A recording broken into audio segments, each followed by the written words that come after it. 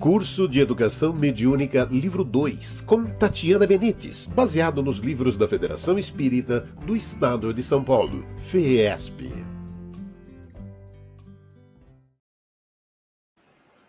Olá, seja muito bem-vindo a mais uma aula do curso de Educação Mediúnica do livro 2. Nós estamos na 21ª aula e hoje nosso tema é mediunidade curadora. A gente vai falar de imposição de mãos, de passes, operações espirituais e tudo que diz respeito a essa área. Dizem os espíritos que a vida é um efeito produzido pela ação de um agente sobre a matéria. Esse agente sem a matéria não é a vida. Da mesma forma que a matéria não pode ter vida sem ele. É ele que dá vida a todos os seres que o absorvem, que o assimilam. Isso está no Livro dos Espíritos, questão 63.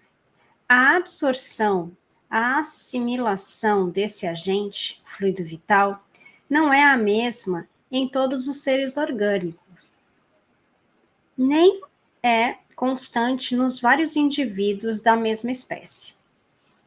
Diz Kardec que a quantidade de fluido vital se esgota, pode tornar-se incapaz de entreter a vida, se não for renovada pela absorção, pela assimilação de substâncias que o contêm.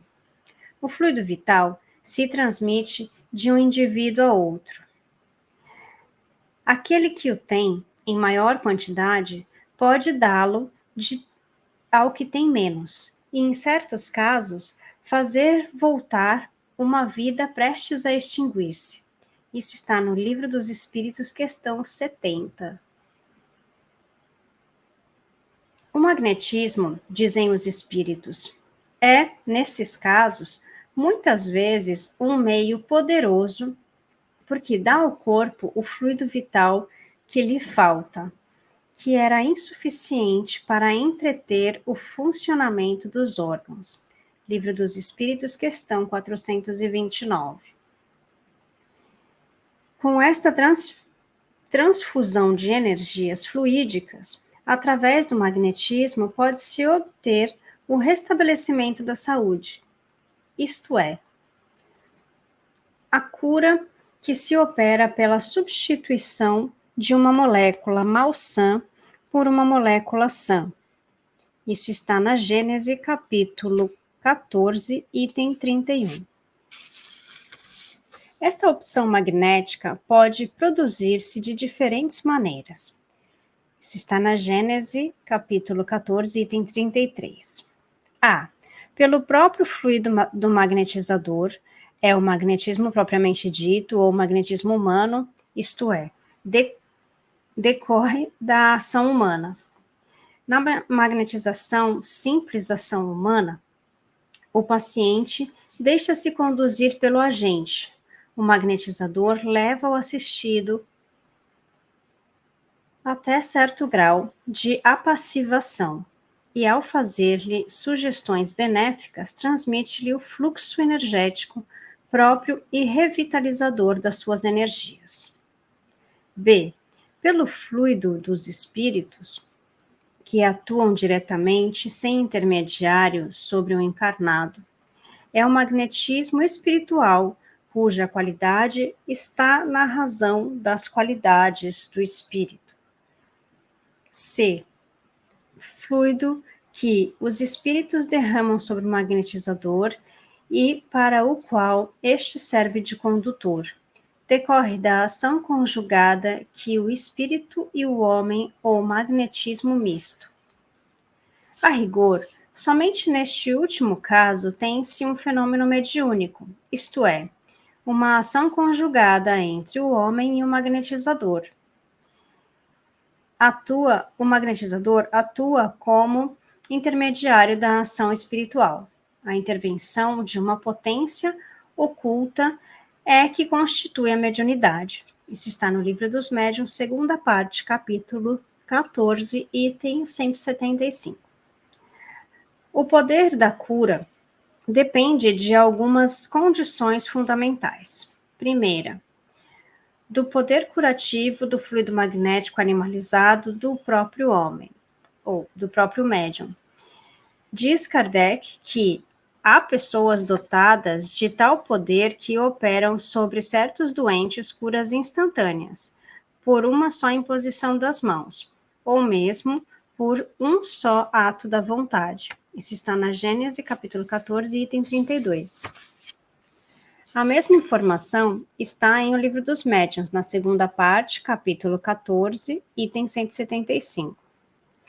Segunda, da vontade do médium na doação de sua força. No Livro dos Médiuns, segunda parte, capítulo 8º, item 131, lê-se que a vontade é atributo essencial do espírito, isto é, do ser pensante, tanto quanto do espírito errante. A vontade é igualmente atributo do espírito encarnado. Daí o poder do magnetizador, poder que se sabe estar na razão direta da força de vontade. André Luiz, em Nos Domínios da Mediunidade, capítulo 17, diz que o pensamento influi de maneira decisiva na doação de princípios curadores. Sem a ideia iluminada pela fé e pela boa vontade, o médium não conseguiria ligação com os espíritos que atuam sobre essas bases. Terceira, da influenciação dos espíritos dirigido e aumentando a força do homem. Fala Kardec na Gênese, capítulo 14, item 33, que o fluido espiritual, combinado com o fluido humano, dá a este último as qualidades que lhe faltam. O auxílio dos espíritos em tais circunstâncias é por vezes espontâneo, porém, com mais frequência é provocado devido ao apelo do magnetizador. Em O Livro dos Médiuns, segunda parte, capítulo 14, item 176, dizem os amigos espirituais: a força magnética reside, sem dúvida, no homem, mas é aumentada pela ação dos espíritos que ele chama em seu auxílio. Quarta, das intenções daquele que se quer curar. Depende de sua fé e de seus méritos. Kardec, na Gênese, capítulo 15, itens 10 e 11, citando o caso da mulher que havia 12 anos sofria de uma hemorragia e, tendo tocado em Jesus, sentiu-se curada, analisa o fato como uma irradiação fluídica normal, em que não houve magnetização nem imposição de mãos. Explica que o fluido considerado como matéria terapêutica tem que atingir a matéria orgânica, a fim de repará-la. Pode, então, ser dirigido sobre o mal pela vontade do curador ou atraído pelo desejo ardente, pela confiança, numa palavra, pela fé do doente. Foi por isso que Jesus, conhecendo a si mesmo, a virtude, a força que dele saíra, disse: a tua fé te salvou. Kardec concluiu em sua análise que a fé a que ele se referia não é uma virtude mística, qual a entendem muitas pessoas, mas essa verdadeira força atrativa, de sorte que aquele que não possui opõe a corrente fluídica, uma força repulsiva, ou pelo menos uma força de inércia que paralisa a ação. Termina Kardec que isto explica porque, apresentando-se ao curador dois doentes da mesma enfermidade, possa um ser curado e o outro não. Isso está na Gênese, capítulo 15, item 11. Adiciona-se que, além da fé, deve-se contar com os méritos de cada um e com as condições da lei de causa e efeito a serem cumpridas. Disse que o serviço de passe é conduzido pelos espíritos com o apoio dos homens, porque são eles que preparam o ambiente, a higienização e a ionização da atmosfera, bem antes de os médiuns chegarem a seus postos de trabalho. Protegem o ambiente, isolando o recinto para impedir a entrada dos sofredores e obsessores. Possuem os instrumentos fluidos adequados e radiações necessárias para o processo de cura, para os quais os médiuns colaboram. Preparam os médiuns para o trabalho, isolando inclusive aqueles inabilitados para o serviço. Isolam assistentes ou colaboradores alcoolizados para que as toxinas não prejudiquem os demais e o ambiente. Enfim, nessa comunhão entre homens e espíritos, entre gestos, preces e palavras, se não houver amor, pouco se fará. Bom, aqui ele explica, então, um pouco dessa mediunidade, dos passes, né, da mediunidade curadora, de como é que funciona tudo isso, né? E ele explica, então, que a gente tem um magnetismo, ou seja, a nossa energia magnética, e que existem alguns passes, né, alguns tratamentos que são feitos da nossa energia diretamente na energia da pessoa, outra que é a energia espiritual, que utiliza somente o médium como um caminho, e a energia que é mista, onde nós mesclamos a nossa energia, que é a energia do médium, junto com a energia espiritual, que é o mais comum.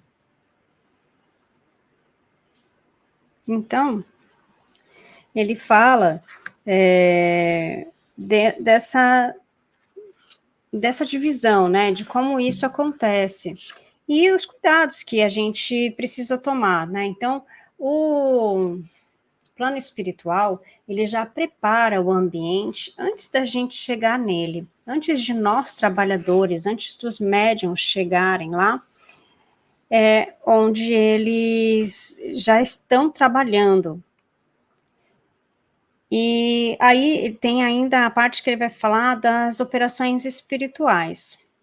Operações espirituais com ou sem instrumentos. Em primeiro lugar, a necessidade do diagnóstico preciso por parte dos médiuns e, posteriormente, o acompanhamento do doente. Nas curas espirituais, não há preocupação em se fazer um diagnóstico prévio, com exames complementares necessários. O sucesso ou o fracasso está relacionado ao merecimento ou não do assistido, da sua fé e da sua necessidade. Fatores que levam ao fracasso são a descrença, a desarmonia do ambiente, a falta de equilíbrio, a disciplina e de moral do doente. As curas espirituais também poderão estar ligadas por parte dos encarnados às fraudes, chantagens, ciladas e aos interesses monetários. Quanto ao uso de instrumental, vários médiuns os utilizam. Exemplo, tivemos médiuns, o Arigó, Edson Queiroz e muitos outros. O trabalho de cura depende também do preparo físico e moral do médium. A cobrança em dinheiro ou outros valores materiais compromete o médium que foge dos ensinamentos de Jesus quando ele diz: dai de graça que de graça recebestes. Então, a gente vê que depende muito da moral da pessoa que está recebendo, se ela é merecedora daquela cura ou se ela realmente precisa passar por aquela prova, e da fé das pessoas, né? Então, tanto na primeira parte, na parte dos passes, né, de cura e tal, quanto na parte das operações espirituais, a fé também influencia diretamente no resultado dos tratamentos, né? E a segunda parte dessa lição, ela fala sobre o poder da fé. Qual o real significado de montanha no ensinamento de Jesus? Disse o mestre: se tivesseis fé do tamanho de um grão de mostarda, dirias a esta montanha: transporta-te daqui para acolá, e ela se transportaria. e nada vos seria impossível. Isso está em Mateus, capítulo 7, versículo 19 a 20. A confiança nas próprias forças possibilita ao homem a execução de coisas materiais que não poderá fazer quando duvida de si próprio.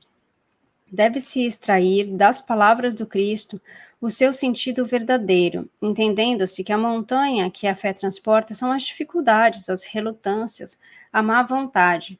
Em suma, o que se depara da parte dos homens, mesmo em se tratando das menores coisas. A fé robusta desperta a perseverança, a energia e os recursos que fazem transpor os obstáculos, nas mínimas como nas grandes coisas. A fé vacilante acarreta a incerteza, excitação, que são prejudiciais ao homem. Diz o Evangelho segundo Mateus, capítulo 17, versículos 14 a 19. Que um homem, aproximando-se de Jesus, lançou-se de joelhos a seus pés para que o mestre curasse o seu filho lunático. Um jovem que era atormentado por um espírito obsessor, que muitas vezes o jogava no fogo e outras vezes na água. Ele já havia sido apresentado aos apóstolos, mas eles não puderam curá-lo. Fato esse que surpreendeu Jesus, que exclamou: "Ó raça incrédula e perversa, até quando estarei convosco?" O mestre pediu que lhe trouxessem o jovem, ordenando ao mau espírito que dele se afastasse, deixando-o completamente curado. Os apóstolos, admirados daquela ocorrência, aproximaram-se do mestre, indagando a razão pela qual eles não haviam conseguido expulsar o mau espírito, ao que Jesus respondeu: "Por causa da vossa incredulidade. A fé é a confiança que o homem deve ter na realização de determinada coisa, com a certeza de atingir um objetivo específico. Ela confere uma espécie de lucidez que permite se veja em pensamento o fim do que se pretende alcançar e os meios de chegar lá.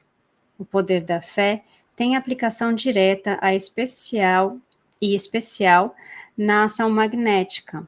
Por seu intermédio, o homem atua sobre o fluido agente universal, modifica-lhe as qualidades e lhe dá irresistível impulso. Quando esteve na Terra, Jesus Cristo se defrontou com alguns casos de pessoas dotadas de grande fé.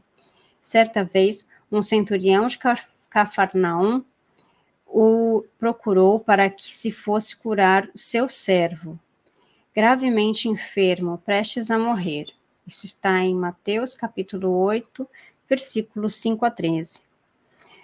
Quando o mestre se prontificou a atendê-lo, o centurião lhe disse: "Senhor, eu não sou digno que entres debaixo do meu telhado, pois eu também comando soldados, e eles me obedecem quando emito uma ordem. Dize aqui mesmo que o meu servo fique curado, e terei a certeza de que a cura ocorrerá." Jesus ordenou, e quando o centurião chegou à sua cidade, o servo estava completamente curado. Ele perguntou a que hora havia passado a febre, verificando que isso coincidia com a hora em que o mestre havia ordenado. É digno de registro que, ao sair o centurião de sua proximidade, Jesus disse aos apóstolos: "Nunca vi tamanha fé, nem mesmo em Israel." Outro caso aconteceu com uma mulher que há 12 anos sofria de pertinaz fluxo de sangue. Isso está em Marcos 5, capítulo 5, versículo 24 a 34. Quando o mestre visitou a sua cidade, ela acreditou que bastava tocar em sua túnica e a cura se operaria. Sensivelmente enfraquecida, Ela entrou no meio da multidão, fazendo um esforço supremo, tocou sua túnica de Jesus e recebeu a cura, merecendo do Messias um franco elogio. A tua fé te curou.